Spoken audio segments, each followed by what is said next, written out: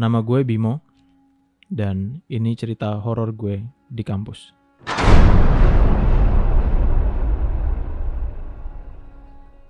Kejadian ini terjadi beberapa tahun yang lalu ketika gue masih kuliah di salah satu kampus di Jawa Barat. Kampus gue ini mungkin orang kenalnya dengan kampus yang memang arealnya luas gitu ya. Kemudian banyak areal hutan juga, masih banyak areal hutan di dalam kampus itu. Ada danau, ada hutan gitu. Suatu hari gue punya tugas kuliah yang mengharuskan kita syuting di areal kampus. Posisinya waktu itu kita mulai syuting habis maghrib, karena memang kita pengen ngambil adegan malam yang ambil suasana lampu-lampu jalan gitu yang panjang, sepi. Kita syuting. Selama proses syuting sebenarnya nggak ada yang aneh. Semua berjalan selayaknya kita syuting tugas kuliah gitu ya pada umumnya. Nggak ada masalah. Sampai satu waktu kita harus mengambil adegan di tepi danau. Jadi di tengah kampus gue itu ada danau yang cukup luas, dan memang di situ terkenal banyak kejadian-kejadian aneh gitu ya dari anak-anak kampus, bahkan orang yang datang ke kampus itu gitu selalu cerita kalau di danau ini tuh sering lihat kejadian aneh. Cuma saat itu berpikir kita adalah mahasiswa situ yang setiap hari lewat dan lain-lain, akhirnya nggak masalah. Oke, kita ambil aja. Itu sudah menunjukkan pukul 8 malam. Syutinglah kita di sana. Sampai akhirnya kita dihampiri gitu ya, disamperin sama satu orang petugas keamanan. Dia bilang, "Mas, udah malam. Jangan syuting di dekat-dekat danau sini. Nanti ada apa-apa, kita nggak tanggung jawab ya." Kita sempat bertanya di situ, maksudnya gimana Pak? Nggak bertanggung jawab dan ada yang aneh-aneh gimana? Berpikirnya masih logis aja waktu itu, yang penting ngerjain tugas gitu. Sampai satpam ini bilang, "Terakhir 2 hari yang lalu Mas, ada anak kuliah, posisinya maghrib di tepian danau ini, dia ngelihat kakek-kakek.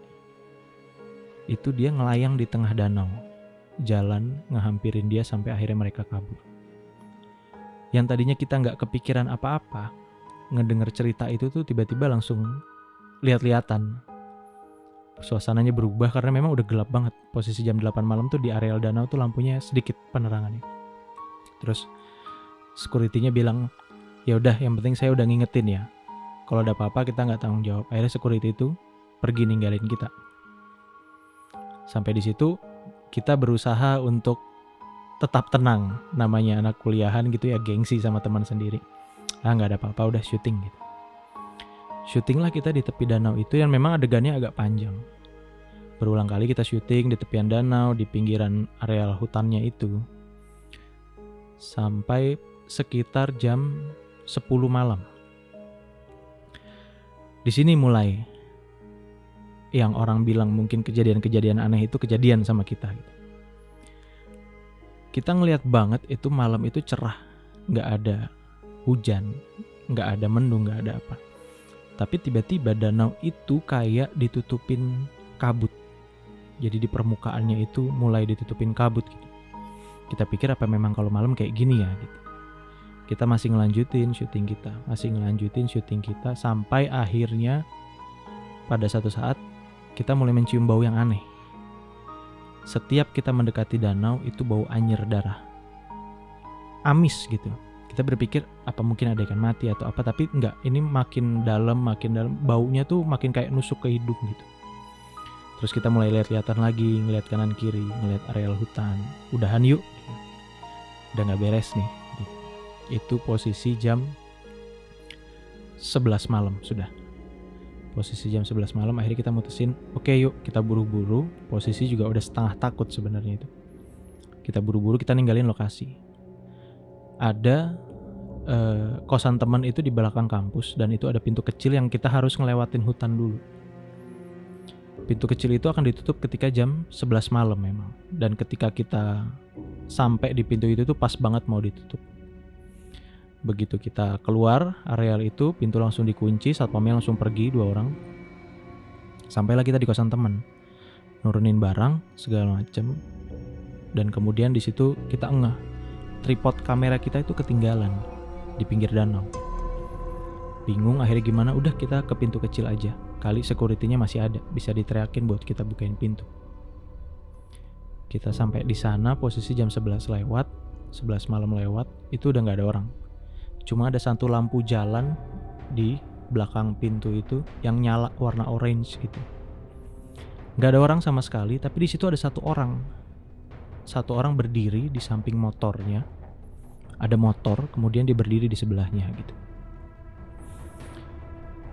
Gak ada curiga sama sekali karena ini orang normal aja gitu terlihatnya ya.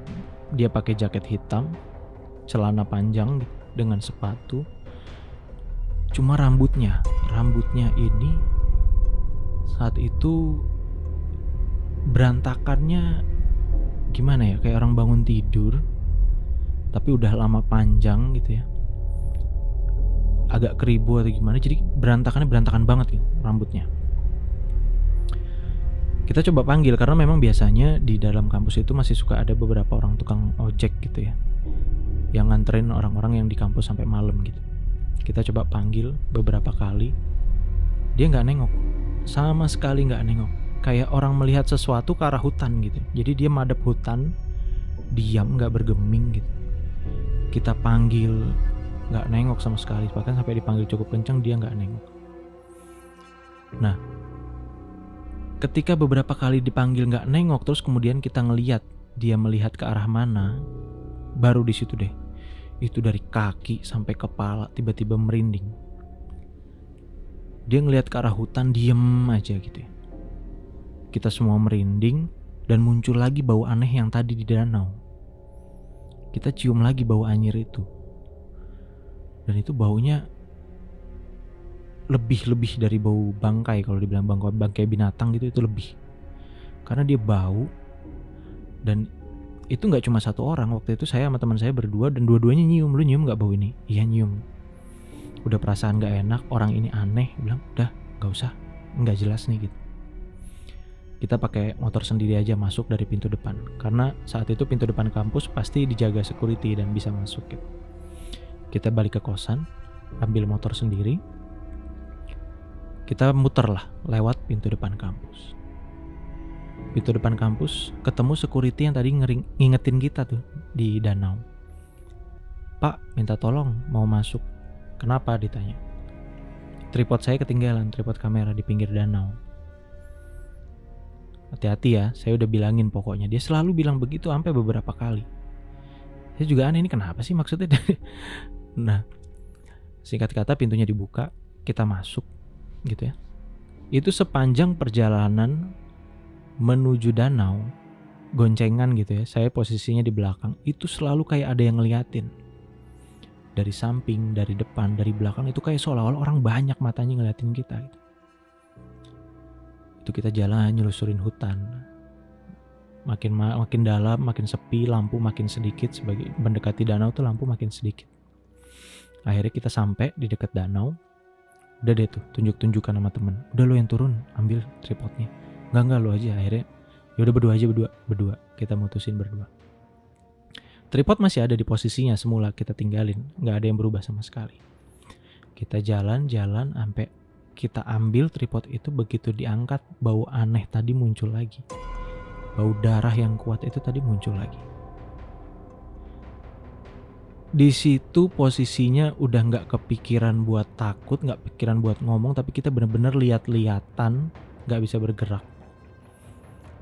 Gimana ya, kayak ketakutan yang luar biasa sampai kita nggak bisa bergerak gitu. Itu karena baunya sama persis dan selalu muncul di mana-mana. Di saat itulah kita lagi posisi lihat-lihatan, di sudut mata saya lihat orang yang tadi berdiri di pintu kecil tadi. Orang dengan bajunya, jaket hitamnya, celana panjangnya, dengan rambut yang berantakan. Kali ini mukanya madep saya. Kelihatan jelas mukanya. Kelihatan mukanya itu pria paruh baya sebenarnya. Jadi mungkin sekitar umur 40-an gitu ya. Cuma udah terlihat beberapa keriput gitu di bagian mata, di bagian pinggir bibir gitu ya. Itu saya beneran gak bisa ngomong. Maksudnya mau nunjukin ke teman saya, itu yang tadi orangnya. Tapi gak bisa sama sekali. cuma bisa diem, kaget gitu ya, shock. Sampai akhirnya orang itu tersenyum ke saya. Dia senyum dan melambai kayak manggil. Begitu dia melambaikan tangannya, saya langsung tersadar. Kemudian, udah bro, ayo cabut bro, ini gak bener bro.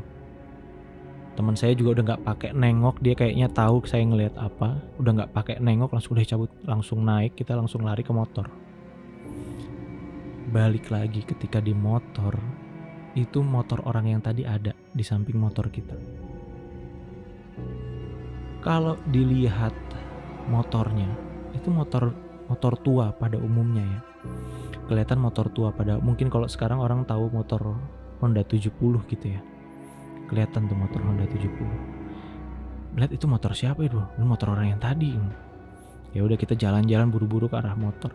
Semakin deket itu motor, semakin kelihatan ternyata itu motor kayak motor yang udah kerendam di tengah danau. Jadi ada lumpur-lumpur, basah semua. Motor-motor itu basah padahal nggak ada hujan, nggak ada apa. Motor basah, lumpur. Kita deketin karena persis banget posisinya samping motor kita. Lumpur segala macem. Begitu kita naik motor, kita langsung kabur. Di belakang kedengeran suara orang ketawa, laki-laki.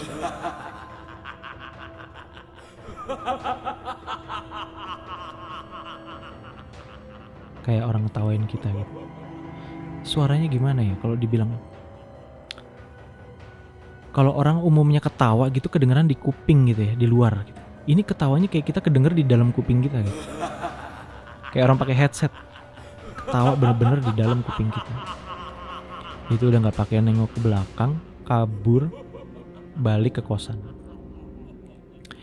Sampai di kosan, memang kosan teman ini berbatasan langsung sama pagar kampus. Kelihatan tuh, jadi kosan, pagar kampus, nah sini areal hutan kampus di dalamnya. Kita di situ udah ketawa-tawa aja deh. Ini aneh banget ya dari tadi kita ya, aneh banget. Sampai mulai tidur, udah selesai mandi beres-beres, kita tidur. Saya kebangun sekitar jam 2:30 pagi karena gerah, memang nggak ada AC-nya itu kosan.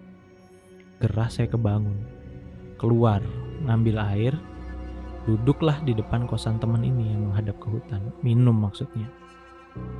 Ketika saya minum, tegukan pertama masih nggak ada apa-apa, tegukan kedua, begitu yang ketiga itu bau darah yang dari tadi ngikutin kita itu datang lagi. Itu semua bau sampai temen yang tidur kebangun, nyamperin gue, terus dia bilang, bau lagi ya? Iya, gue bilang, bau lagi. Lo nyium juga? Sama, nyium juga. Temen akhirnya duduk di samping, sama-sama kita ngeliat ke pagar kampus arah depan hutan.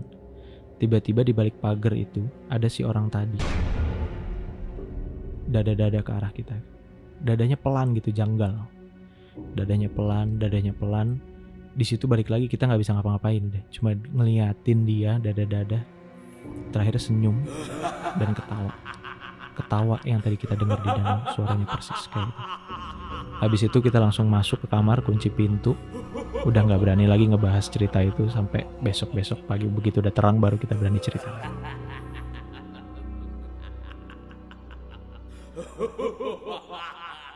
Kirimkan cerita horormu ke link yang ada di kolom deskripsi.